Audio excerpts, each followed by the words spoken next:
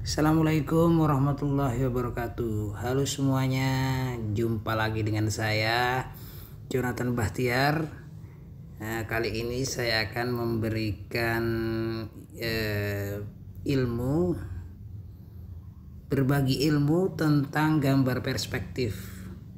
Jadi mungkin teman-teman ada yang belum tahu, mungkin anak-anakku di SMK juga belum tahu tentang apa itu gambar perspektif, bisa menyaksikan video ini. Jadi gambar perspektif itu, ini adalah contoh-contoh dari gambar perspektif. Mungkin kalau belum dijelaskan tidak akan mengerti ya, apa ini, gambar apa ini, maksudnya apa ini. Jadi ada beberapa pertanyaan tentang gambar perspektif. Yang pertama adalah, apa itu gambar perspektif? Oke, jawabannya adalah gambar perspektif itu adalah aturan dalam menggambar atau hukum dalam menggambar bahwa semakin jauh benda atau objek itu semakin kecil ukurannya, dan sebaliknya, bendanya dekat tentu akan lebih besar ukurannya. Itu sesuai dengan pandangan manusia normal. Jadi gambar perspektif itu kata-kata arti sederhananya mungkin adalah sesuai dengan pandangan manusia normal. Nah, ini adalah sebuah foto dari keramaian. Tentu kita bisa melihat bahwa orang yang dekat ini dengan orang yang jauh di sana, di sebelah sana, tentu akan berbeda ukurannya. Nah, ini jika diterapkan dalam pelajaran seni lukis, tentu akan dibuat seperti ini juga, sesuai dengan pandangan manusia. Tentu yang jauh dengan yang dekat, objek yang jauh dengan yang dekat tidak akan pernah sama ukurannya. Nah, ini contohnya seperti ini. Ini adalah sebuah rumah klasik. Di sini ada cagak-cagak besar. Nah, makin jauh cagak-cagak itu makin mengecil. Nah, ini yang dinamakan gambar perspektif. Jadi makin jauh benda, makin kecil ukurannya. Kita lihat lagi contoh yang lain. Nah, ini ada sebuah lorong juga. Lorong ini makin jauh, makin mengecil, makin menyempit. Nah, makin jauh makin menyempit. Yang dekat lebar, menyempit. Nah, makin jauh makin menyempit. Nah, itu kita fungsinya belajar perspektif seperti itu. Nah, ini contoh lain lagi. Di sini ada tiang-tiang listrik. Nah, makin jauh tiang listrik itu makin menyempit. Nah, ini yang paling dekat, besar ukurannya sesuai dengan pandangan kita. Nah, yang terjauh ini pendek. Nah, ini makin jauh makin pendek. Oke, sudah ngerti ya? Jadi kesimpulannya itu gambar perspektif adalah pandangan manusia normal. Jadi jika kita melihat objek yang jauh dengan objek yang dekat, tentu tidak sama ukurannya. Nah, ini contoh lainnya juga. Jadi kita kalau ada di sebuah gedung bertingkat, pencakar langit, di saat kita melihat ke atas, nah tentu ujung dari gedung ini yang paling tinggi akan terasa lebih sempit lagi dari ujung yang paling bawah. Nah, ini kalau yang tadi foto, sekarang lukisan. Nah, ini juga menunjukkan sebuah perspektif. Di sini orang yang lagi minum pakai kendi dengan orang yang pakai payung, ini tentu ukurannya sudah beda. Jadi gambar ini sudah memenuhi hukum perspektif. Jadi sudah memenuhi aturan perspektif. Kita cari lagi yang lain. Nah, ini di sini juga. Ini ada kerumunan orang, ibu-ibu yang ada di pasar. Ada bapaknya juga sih, ini bapaknya nih. Yang lain ibu-ibu. Ini ibu-ibu. Jadi orang yang dekat dengan orang yang jauh di situ tentu berbeda ukurannya. Jadi lukisan ini sudah memenuhi aturan perspektif atau hukum perspektif. Ini juga sama. Nah, ini juga pemandangan juga memenuhi hukum perspektif. Jadi pelukisnya sudah paham sama perspektif. Lihat ini pohon yang jauh, pohon yang dekat sama pohon yang jauh ini tentu berbeda ukurannya. Jadi sesuai dengan pandangan manusia gitu dah. Oke, lanjut. Jadi ada lukisan tradisional, ada lukisan modern. Nah, di zaman tradisional, orang-orang tradisional itu belum mengenal yang namanya perspektif. Jadi kebanyakan lukisan tradisional itu belum mengerti tentang perspektif. Belum ada perspektifnya. Jadi lukisan-lukisannya itu tidak memiliki perspektif. Contohnya seperti ini. Nah, ini sebuah lukisan klasik dari Bali, dari daerah Kamasan. Jadi permukaannya seakan-akan datar, tidak ada ruangan di situ, tidak ada ruangan.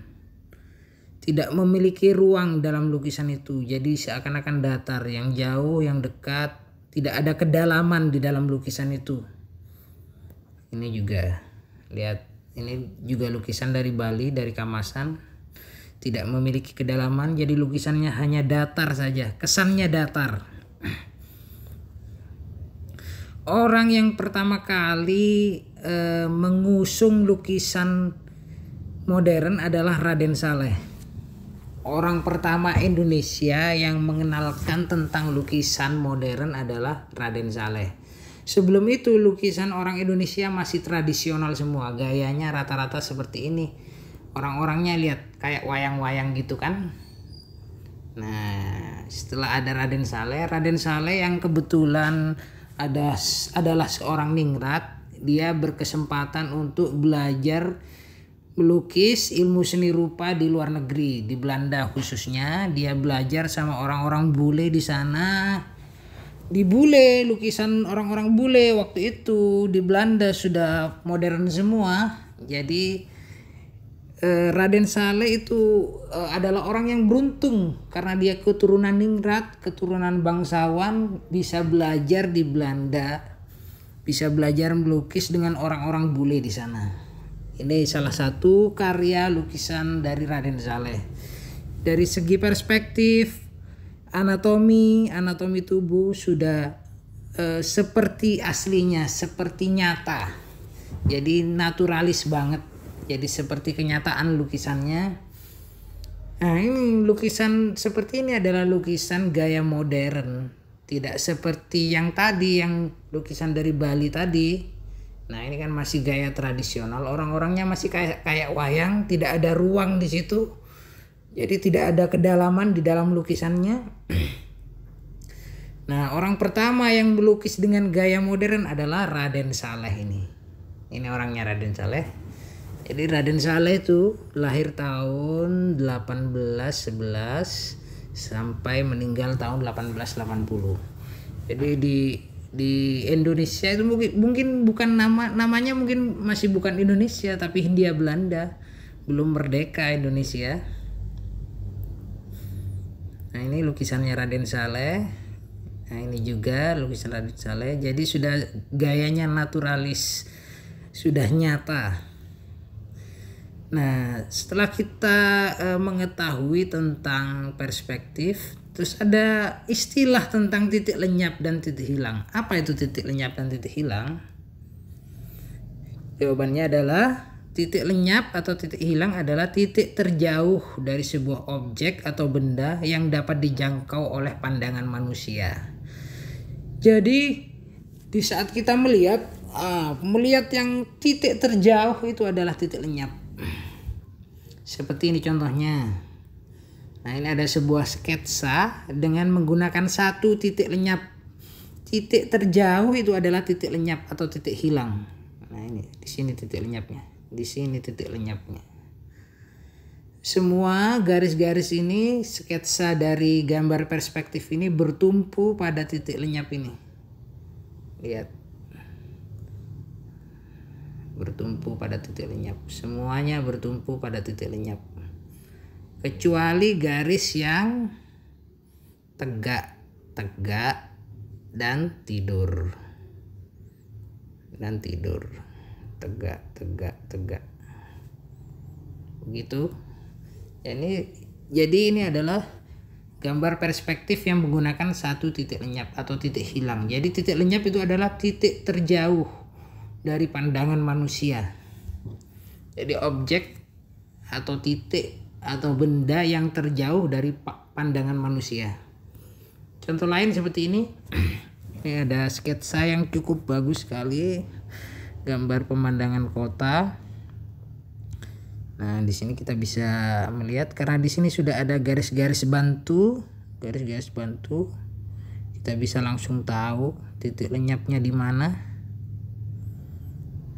Nah, ini di sini nih titik lenyapnya. Oke, selanjutnya, nah ini sederhana gambarnya. Titik lenyapnya tentu kalian sudah tahu semua. Di sini titik lenyapnya. Semua garis yang miring-miring itu rata-rata mengarah ke titik lenyap. Nah, ini garisnya gedung ini, kecuali yang tegak sama yang tidur. Tidak mengarah ke titik lenyap ini, yang tegak sama tidur, vertikal sama horizontal. Kalau yang miring-miring ini rata-rata ke titik lenyap semua ini. Oke. Lanjut. Ini ada sebuah pemandangan kayaknya daerah di sungai ini. Nah, ini di sungai. Nah, kalian pasti sudah tahu letaknya titik lenyapnya di mana, atau titik yang paling jauh. Tuh di sini.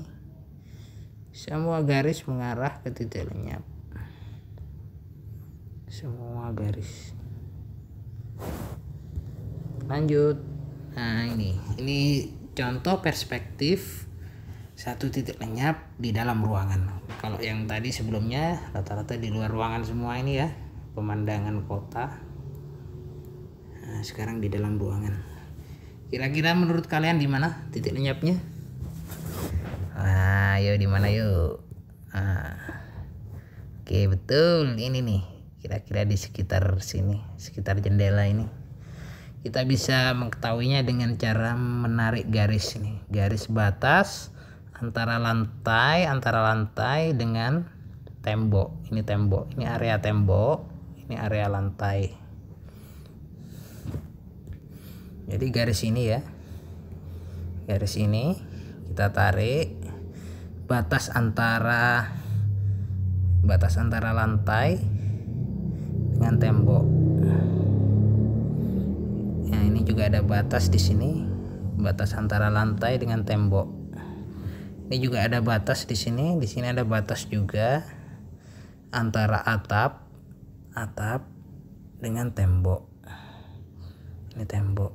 Jadi antara atap dengan tembok dengan lantai itu ada batas-batas, di situ.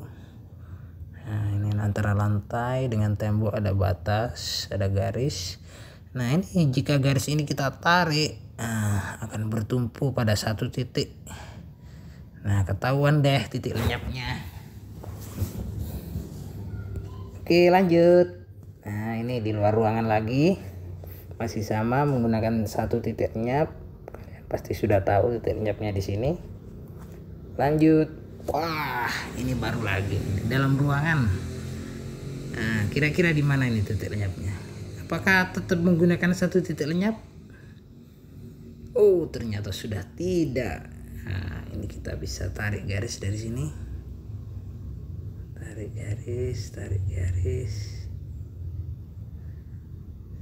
Ini kita tarik juga dari sini mejanya.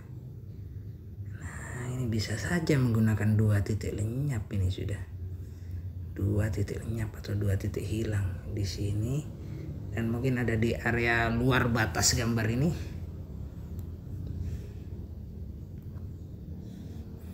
Oke, lanjut. Wah, ini sudah 2 titik lenyap juga. Titik lenyapnya tentu kalian sudah tahu semua, di sini dan di sini. Nah, ini gedung-gedung ini semuanya pada titik lenyap semua ini. Nah, ini jika kita tarik garis-garis dari gedung ini akan bertumpu pada titik lenyap. Bertumpu pada titik lenyap semuanya. Oke, lanjut. Nah, ini juga contoh 2 titik lenyap. Ini juga contoh 2 titik lenyap. Kalian pasti sudah tahu ya. Nah, ini semuanya ini bertumpu pada titik lenyap. Ini titik lenyapnya di sini dan di sini ya. Nah, semuanya ini. Oke, lanjut. Wah, ini baru lagi nih. Ini 3 titik lenyap ini. Di mana saja titik lenyapnya? Oke, kita lihat gambar selanjutnya biar lebih mudah. Nah, ini membentuk segitiga. Jika kita pelajari gambar perspektif yang menggunakan 3 titik lenyap, itu ada 3 titik lenyap. 1, 2, 3. Membentuk segitiga. Nah, seperti ini. Jadi ini gedungnya kalau dilanjutkan ini bisa sampai ke bawah sini ya. Nah, semua garis itu bertumpu pada titik lenyap. Oke, paham semua teman-teman? Jadi perspektif itu ada beberapa macam titik lenyap. Ada 1 titik lenyap, ada 2 titik lenyap, dan yang terakhir 3 titik lenyap. Wah, ini ada gambar yang lebih eksotis lagi. Wow, gambarnya sangat rumit di sini menggunakan 3 titik lenyap. Ini juga gambar sederhana, satu benda, satu objek. Di situ sudah ada garis-garis bantu titik lenyapnya. Kalian bisa tahu. Oke, kesimpulannya mengapa kita perlu belajar menggambar perspektif? Nah, itu yang kadang kita masih bertanya. Kenapa kita perlu belajar menggambar perspektif? Jawabannya adalah agar gambar-gambar kita bisa lebih terlihat nyata, seperti sesuai dengan pandangan kita. Ini contohnya. Contohnya ini adalah gambar yang tidak menggunakan gambar perspektif.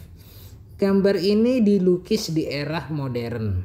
Namun pelukisnya masih ingin menggambar dengan gaya tradisional. Lihat, di sini gambarnya seakan-akan datar, tidak ada ruang, tidak memiliki kedalaman di dalam lukisan itu. Ini juga tidak memiliki kedalaman, seakan-akan datar. Kita sah-sah saja menggambar seperti ini agar kita tahu alasannya, memiliki alasan yang kuat mengapa kita tidak menggambar perspektif. Jadi jangan sampai kita menggambar tanpa perspektif tapi tidak mengerti perspektif, itu yang salah. Oke, terima kasih teman-teman semuanya, anak-anakku dari SMK. Semoga kalian semua mengerti dengan apa yang saya jelaskan dan semoga bermanfaat. Assalamualaikum warahmatullahi wabarakatuh.